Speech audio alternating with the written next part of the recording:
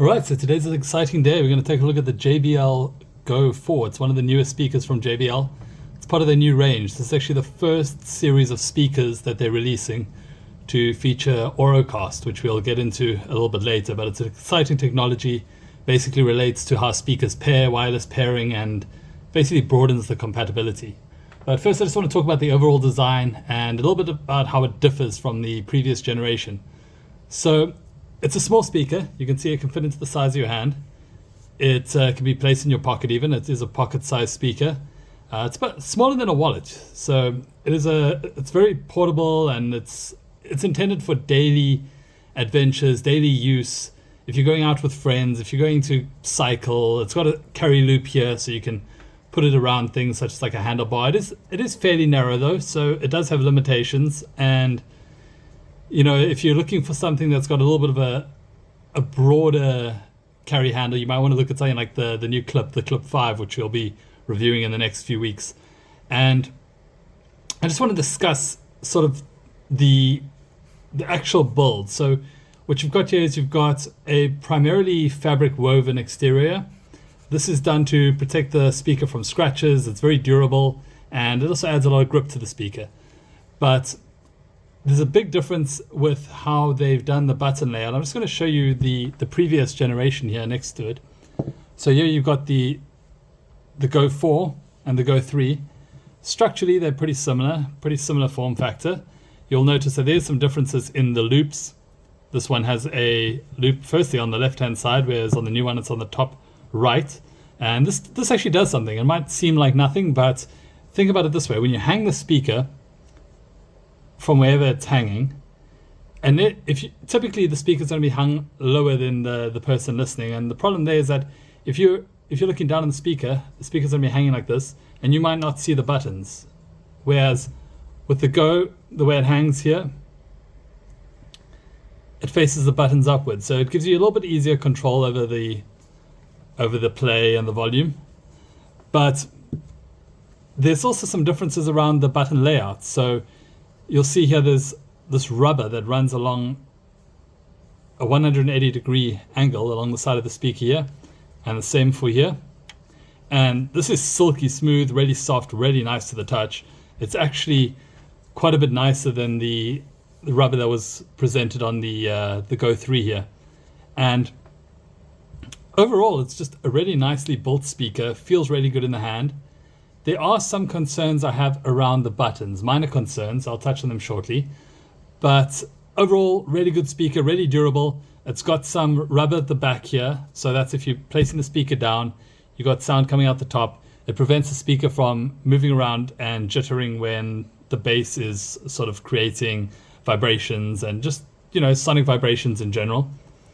And then it's got the same sort of protection from the bottom, or the same sort of stability where it holds it tight there.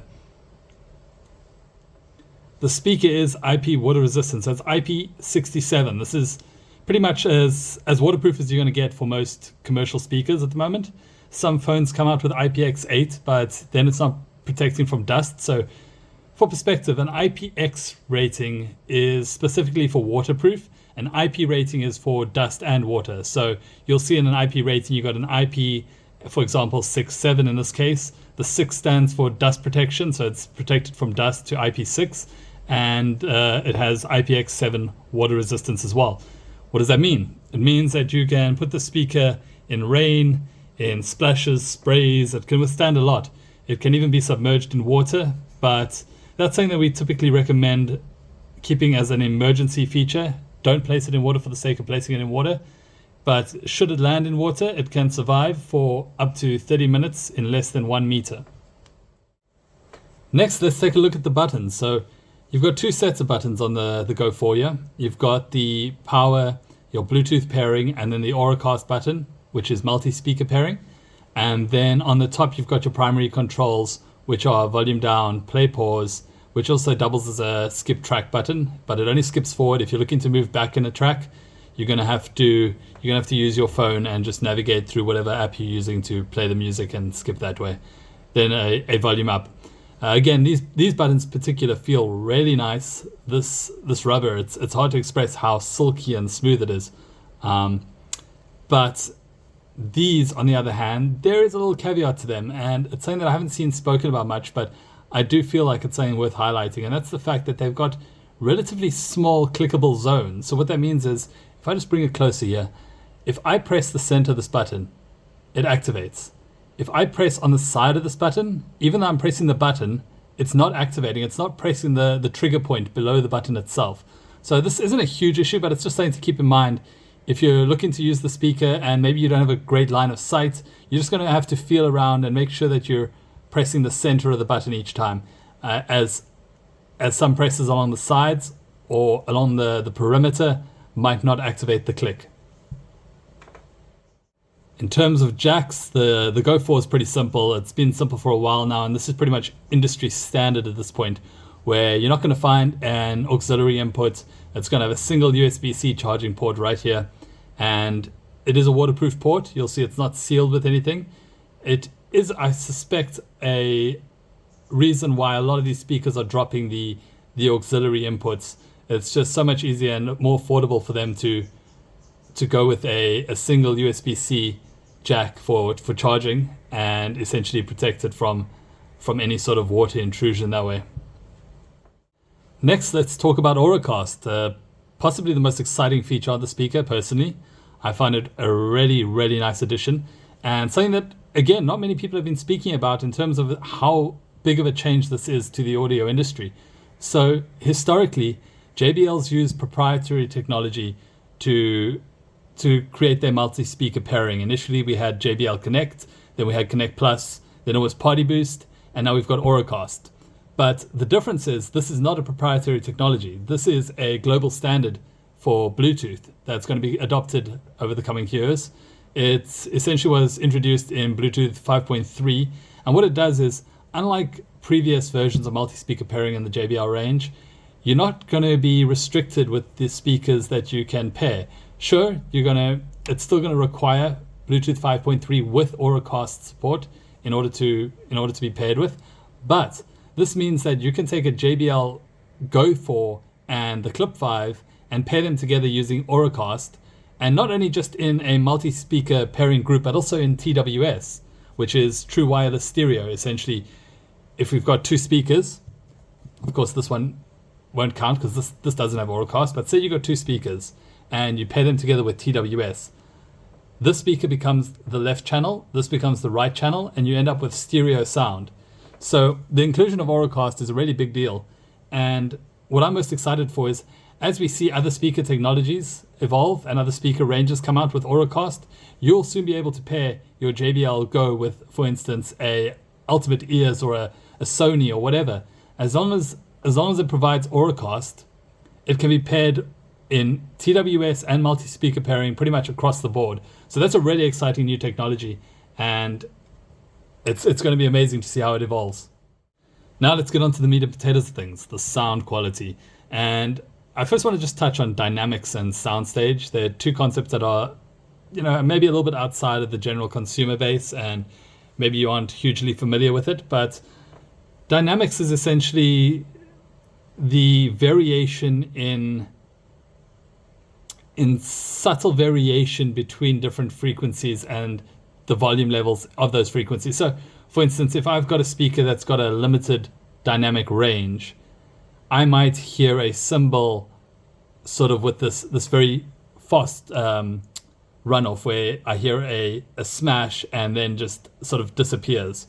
Whereas a speaker with high dynamics is better able to capture those small nuances in sound and frequencies, essentially, and volume. And an easy way to think of it is, think of like a singer, for instance, who's able to reach only a few octaves in range, and they're fairly limited in what they can reproduce. And then you've got someone who's able to reach a whole bunch of different octaves, and they've got a lot more control of where they can go in terms of recreating sound.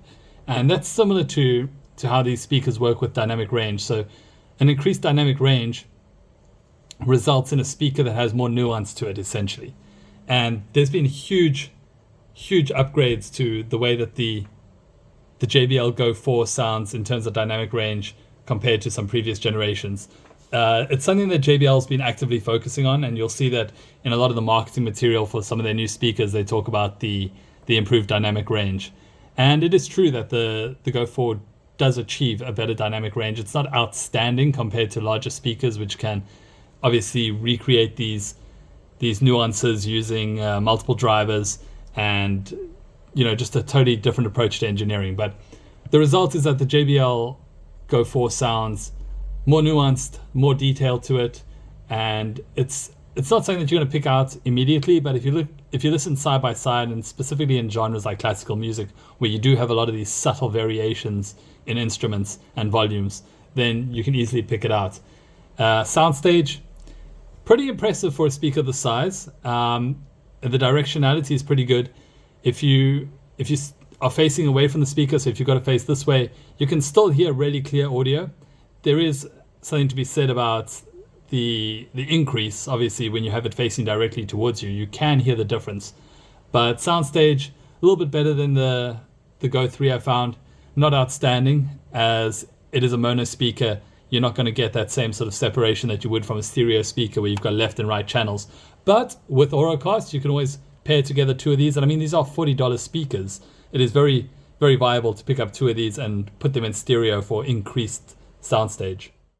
In terms of volume, the Go 4 is not a huge upgrade from the Go 3. They're pretty similar. When we ran tests on these using Rue, we managed to capture a decibel reading of around 0.8 to 1 decibels louder than the Go 3, measuring at, I believe the JBL Go 4 measured at 83.3 decibel peak, which isn't bad. It's enough to sort of fill a small room, a bedroom. It's great for solo listening and for small groups of people. If you and 3 or 4 friends want to listen together, it's totally viable. Just don't expect to go and fill a medium or large size room or cater to a party with this. This is very much think of it as almost like a replacement for your phone speakers, and it is a huge upgrade from that. So is the speaker all about the bass? A little bit. So it's a big upgrade from the Go 3, which had very little in the way of bass. It was a very bright sounding speaker that had a lot of emphasis on the highs. The Go 4 is a little bit more meatier, a little bit more oomph in the low end, especially sort of those mid-range lows, rather mid-lows and upper lows. I would describe the sound as being sort of thumpy and punchy rather than rumbly and super deep. It has a bass extension now of 90 hertz. So the low end on it is 90 hertz up to 20,000 hertz.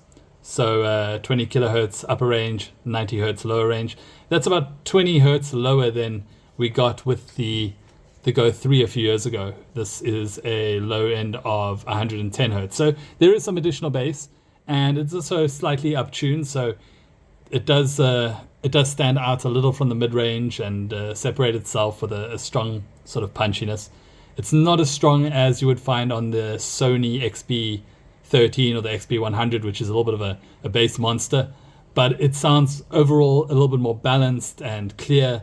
It's got more vibrancy to it, and overall the bass is decent. It's enough to make tracks with a heavy bass emphasis, such as EDM tracks and hip hop. They're the commonly quoted genres, but there are ones that are most reliant on a bass, or rather a heavy bass presence.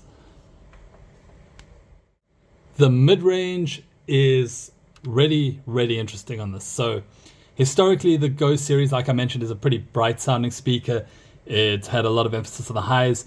This is a warm sounding speaker. It's got a lot of emphasis towards the lower mid-range, which is great for adding depth, and it creates a sense of fullness to the speaker, where tracks don't sound as vocal dominant. Instead, it carries through a lot of those sort of deeper nuances. And the upper mid-range sort of drops off a little bit as you move towards the treble. We ran frequency response tests on this, and that sort of confirms it. I'll share a little image of what we measured when we ran Rue on the speaker. It's essentially just a measuring tool that shows us how these frequencies are plotted out, and where elevation and rather where sort of peaks and dips occur. And there is a little bit of a dip towards the upper mid-range, and that's to create separation from the highs. And that just adds a little bit more detail to the speaker. But the mid-ranges are really good on this, whether it's the lower mid-range, which is really full, sort of the mid-mids, which is just the general mid-range. They sound good as well, pretty balanced until the upper mids, where things start to sort of drop off a little bit. But often when you see things drop off a little bit too early, you can pick it out and you can hear it very easily. Now onto the mid-range, which is probably one of the more interesting frequency bands of the speaker, because it's such a big change from the Go 3. The Go 3 had a very subtle sort of relatively balanced, but also sort of lackluster lower mid-range that caused it to sound a little bit thin again, with the highs sort of dominating that high end and removing some of that emphasis from the mid-range. This is completely different. This is a warm sounding speaker as opposed to a bright sounding one. So what does that mean? That means that the lower mid-range comes across as more meaty, more full. It gives a sense of depth to the speaker that the Go 3 lacked. It's the lower mid-range in particular is where the speaker sort of puts a lot of its emphasis. The central mid-range is relatively balanced, which is great for a lot of vocal frequencies. The upper mid-range, however, we see a dip, and that dip isn't uncommon. It's rather than a flaw in the design, it is an intentional way to separate the mids from the highs. We see it in a lot of Bluetooth speakers where you see a little bit of dip off towards those upper mid-range frequencies. And whether or not you're a fan of that is a little bit of personal preference. Some people like a little bit of a deeper sounding speaker that sounds a little bit more meaty than it does bright. Personally, I found that the best sound for me was when I took this in EQ, and I just bumped up those sort of upper mid-range frequencies a little bit, and then emphasized the highs a little bit more as well as the bass. And that sort of balances things out, where you end up with what sounds like the best of both worlds. The brightness from the Go 3 essentially, while still retaining some of that meatiness in the lower mid-range on the Go 4. Out the box, the highs on the Go 4 are a little bit overpowered by that sort of chunky lower mid-range, and I found the best results for me personally, and again, this is completely subjective, it depends on how you like listening to music, but the Go 4 comes with app support, which is a huge bonus, especially in sort of just tailoring the bass and those mid-range and highs just in conjunction with each other to create a sound that you're really a fan of.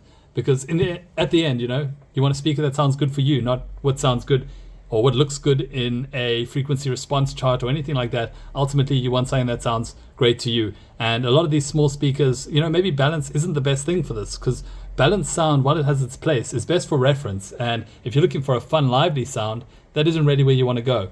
So the Go 4, out the box, the highs sound decent.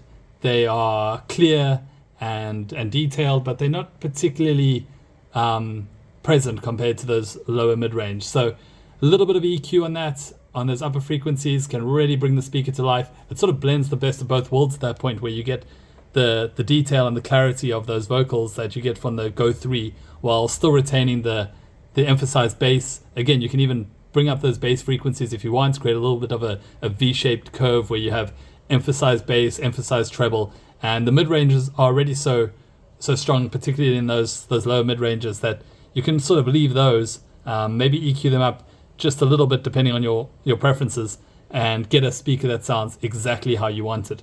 And that's a huge benefit, and something that we haven't had from previous generations of the Go series here.